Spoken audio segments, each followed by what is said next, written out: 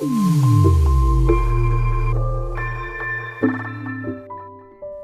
दोस्तों, नमस्कार। मेरा नाम है कौशिक और इस वीडियो हम देखेंगे कक्षा 9 के अध्याय 3 प्रश्नावली 3.1 का। ये देखिए, पहला 3 प्रश्न मैं लिख चुका हूँ। इन तीनों को कैसे हम लोग बहुत आसानी से सॉल्व कर सकते हैं उसको मैं आपको point to point, step to step बताऊंगा।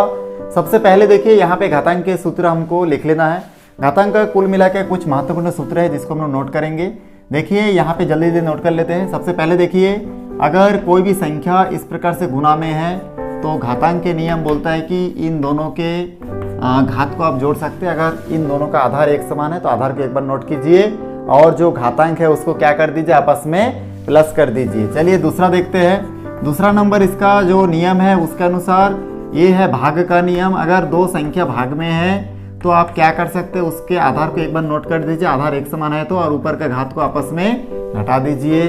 तीसरा नियम इसमें ये बताता है कि अगर किसी संख्या के घात में मान के चलिए माइनस में है, कोई घात माइनस में है तो माइनस को हटाने के लिए बटे दे दीजिए और इन दोनों संख्या को बटे के नीचे नोट कर दीजिए, ऊपर 1 लगा दीजिए। कितना सिंपल। चौथा जो हमारा नियम है, देखिए, कोई भी संख्या अगर इस प्रकार से बटे में है और उसके ऊपर कुछ घात है तो इस घात को हम लोग दोनों घात इस प्रकार से दोनों संख्या को बांट के अलग अलग लिख सकते हैं। ये भाग के नियम लिए भी अप्लाई होता है और गुना करेंगे तो भी इसके लिए अप्लाई होगा। ए और बी का घात m है तो आप इसको अलग अलग ए का घात m और b का घात m लिख सकते हैं। चलिए छठवां नियम देखते हैं। छठवां नियम ये बताता है कि अगर कोई संख्या माइनस है और उसके ऊपर सम संख्या है तो उस माइनस वाला संख्या का आंसर जो है वो प्लस में प्राप्त होगा आपको। और सातवां नियम ये बताता है कि कोई भी संख्या अगर माइनस में, घात अगर विषम है तो उसका आंसर भी हमेशा माइनस में प्राप्त होगा।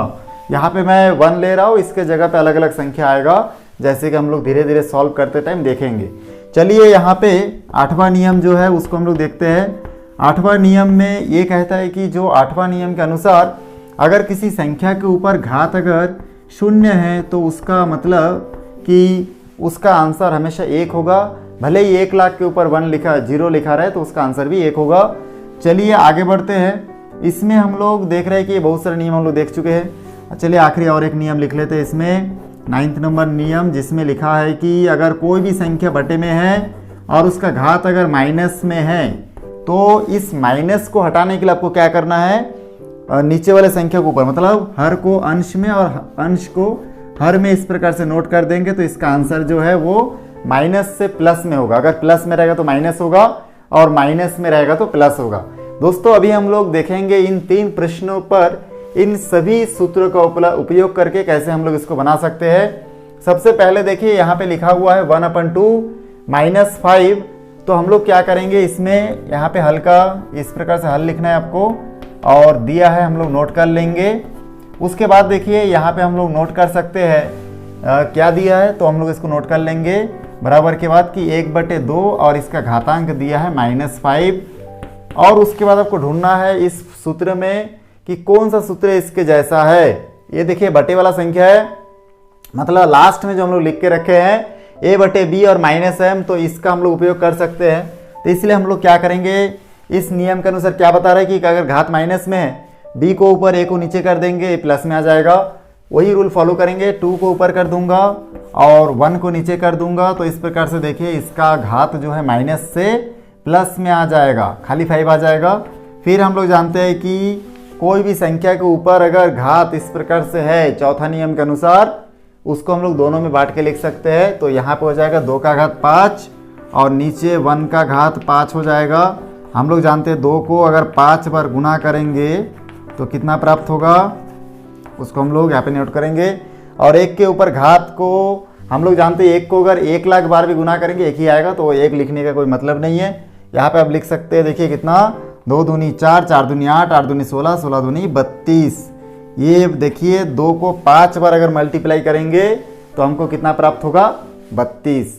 चलिए अब हम लोग सेकेंड क्वेश्चन देखते हैं। सेकेंड क्वेश्चन में भी आपको हल है दिया है, ऐसा करके नोट करना है। उसके बाद क्या करेंगे हम लोग, यहाँ पे देखिए हमारा जो प्रश्न है, इस प्रश्न को सॉल्व करेंगे यहाँ पे। तो यहाँ पे थोड़ा सा हम लोग इसको इरेज कर देते हैं, ठीक है। यहाँ पे जगह कम हो रहा है तो यहाँ पे हम लोग छोटा करके लिख लेते हैं हल। और दिया है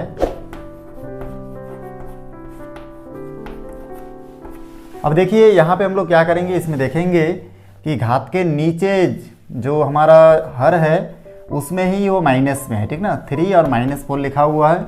तो सबसे पहले हम लोग देखेंगे कि हर के नीचे जो 3 की घात -4 है, ये एक सूत्र है आपका 3rd नंबर सूत्र के जैसे आपको दिख रहा होगा।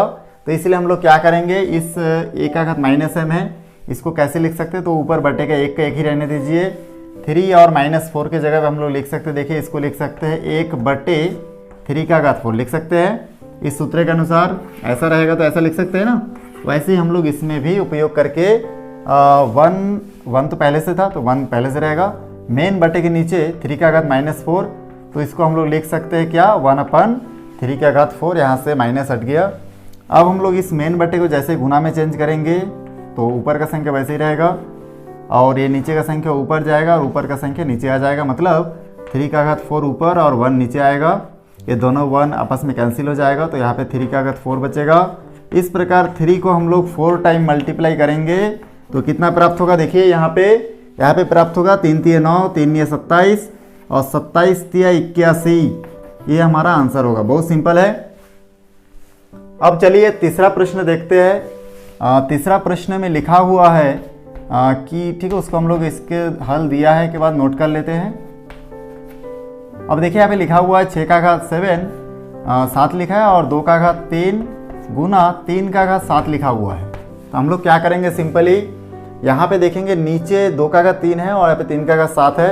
दोनों में गुना का नियम का उपयोग नहीं कर सकते क्योंकि हमारा जो घातांक का नियम बताता है, क्या बताता है, देखिए कि दोनों का आधार अगर एक समान है तो हम लोग उसमें लगा सकते नियम गुना का। यहाँ पे आधार एक समान नहीं है, इसलिए ऊपर के संख्या को हम लोग तोड़ के लिख सकते हैं। 6 के जगह हम लोग लिख सकते हैं 2 गुना 3, क्योंकि 2 3 जा 6 होता है। और यहाँ पे बटे के नीचे देखिए, यहाँ पे हम लोग नोट कर सकते हैं क्या, जो पहले से था 2 का घात 3 और 3 का घात 7। यहाँ पे 6 के जगह पे 2 गुना 3 लिखा हो, लेकिन 6 का जो घात है वो देखिए आपका कितना है, 7 है, तो 7 लिखिए। इसको हम लोग अलग अलग लिख सकते हैं, 2 का घात 7 गुना 3 का घात 7 और यहाँ पे 2 का घात 3 गुना 3 का घात 7। उसके बाद देखिए आगे क्या कर सकते हैं, आगे हम लोग यहाँ पे 2 का घात 7 और 2 का घात 3 इन दोनों को आपस में भाग दे सकते हैं। जैसे भाग दूंगा तो 2 का घात, ये दोनों का घात आधार क्योंकि एक समान है 2 और 2, तो एक बार लिखेंगे और ऊपर का घात आपस में घट जाएगा, गुना इसमें भी 3 का घात 7 - 7 हो जाएगा। आगे हम लोग सॉल्व करेंगे तो यहाँ पे 2 का घात हमको कितना प्राप्त होगा, 4, और यहाँ पे 3 का घात क्या प्राप्त होगा, 1, सॉरी 7 में 7 माइनस होगा तो 0 प्राप्त होगा, इसलिए इसको हम लोग कट कर देंगे। 2 को हम लोग 2 का घात 4 बचेगा और इसका 3 का घात इतना, मतलब 1 बचेगा, लिखने की आवश्यकता नहीं है। 2 को 4 बार गुना करेंगे तो कितना आएगा, देखिए 5 बार में 32 आया था, तो 2 दूनी 4, 4 दूनी 8, 8 दूनी 16, मतलब 4 बार गुना करेंगे 16 आएगा, तो इस प्रकार 16 लिख लेंगे और ये हमारा फाइनली आंसर होगा। बहुत सिंपल तरीके से हम लोग देखें कि प्रश्न नंबर 3 का ये पहला का 3 क्वेश्चन हम लोग हल कर लिए। दोस्तों अब हम लोग देखेंगे कि कैसे दूसरा प्रश्न के ये जो 3 प्रश्न में नोट करके रखा हूँ इसको कैसे सॉल्व कर सकते हैं। तो चलिए शुरू करते हैं। आपको अगर मेरा वीडियो अगर अच्छा लग रहा है तो प्लीज़ लाइक, शेयर और सब्सक्राइब कीजिएगा मेरे चैनल को, और कमेंट्स में जाकर बताइएगा कौन सा टॉपिक आपको डिफिकल्ट लगता है, उसको मैं एक्सप्लेन करके आपको बताऊँगा। चलिए यहाँ पर हम लोग देखते हैं, ये हमारा जो क्वेश्चन है प्रश्न नंबर 2 है, सरल कीजिए। और इसमें लिखा हुआ है कि देखिए 3 प्रश्न हम लोग नोट करके रखे हैं, इसको हल करना है। हल करना बहुत ही सिंपल है, तो हम लोग कैसे हल करेंगे उसको हम लोग देखते हैं। सबसे पहले यहाँ पे देखिए हमारा जो प्रश्न है,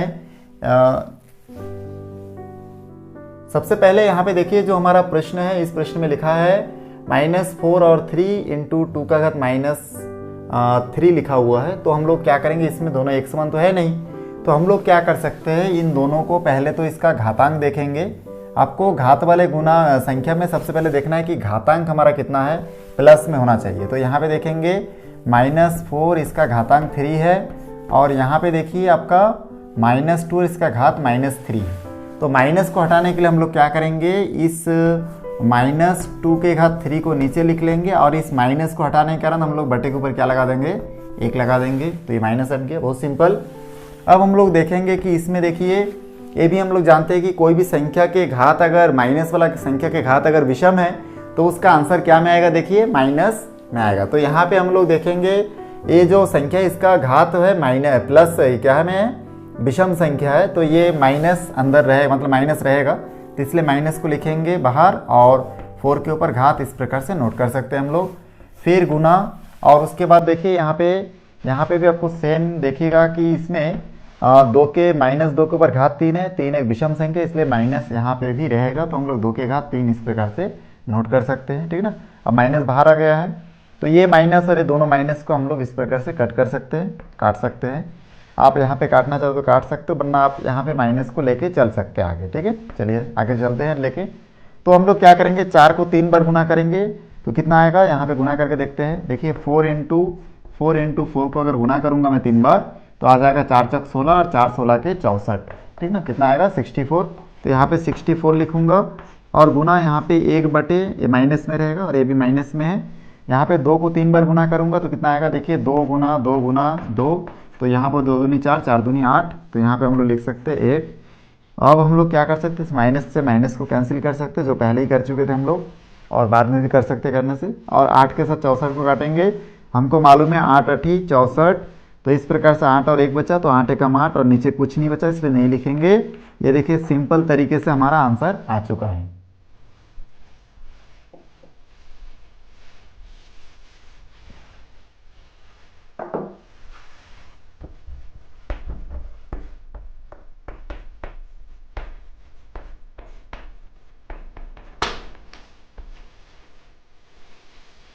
अब हम लोग सेकंड क्वेश्चन देखेंगे कि सेकंड क्वेश्चन में यहाँ पे आप देख सकते हैं कि लिखा हुआ है -3 का घात 4। अगर किसी भी माइनस वाले संख्या के ऊपर घात सम है तो उसका आंसर प्लस में आएगा, मतलब ये माइनस प्लस में चेंज हो जाएगा, तो खाली यहाँ पे बचा रहेगा 3 का घात 4। और यहाँ पे अगर इसको अगर सॉल्व करेंगे, देखिए 5 का घात हम लोग 4 लिख सकते हैं और यहाँ पे 3 का घात 4 हम लोग लिख सकते हैं, क्योंकि यहाँ पे हम लोग नियम जानते हैं। कोई अलग अलग दो संख्या है, जैसे कि यहाँ पे आप का जो नियम लिखे हम लोग चौथा नंबर में देख सकते हैं, ए और बी का घात m है, तो इसमें ए का घात भी m हो गया और बी का घात, क्योंकि ये जो घात है ये दोनों का है, तो उसी प्रकार इस घात को दोनों को अलग अलग सेपरेट अलग अलग लिख सकते हैं। अब यहाँ पे ऊपर का 3 का घात 4 और 3 का घात 4 आपस में कट गया, 5 का घात 4 बचा। 5 को हम लोग अगर 4 बार गुना करेंगे तो कितना आएगा, चलिए गुना करके पहले लिख लेते हैं।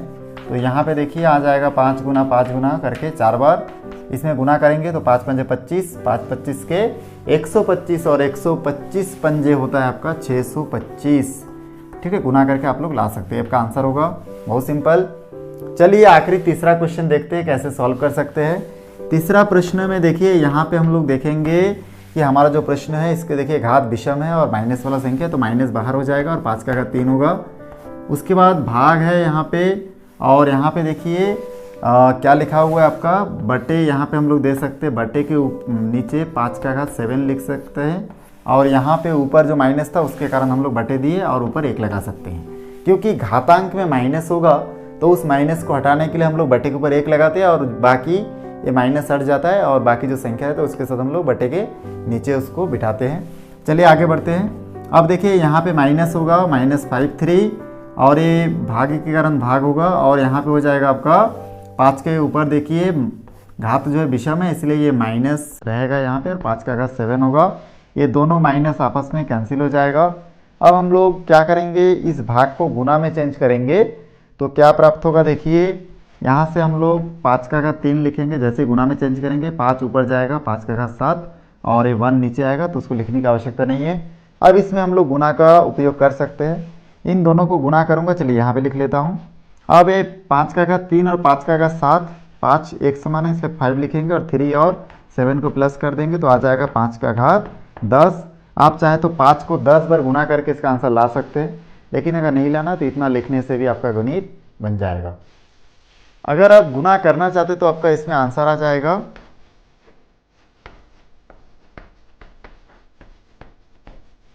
तो इस प्रकार से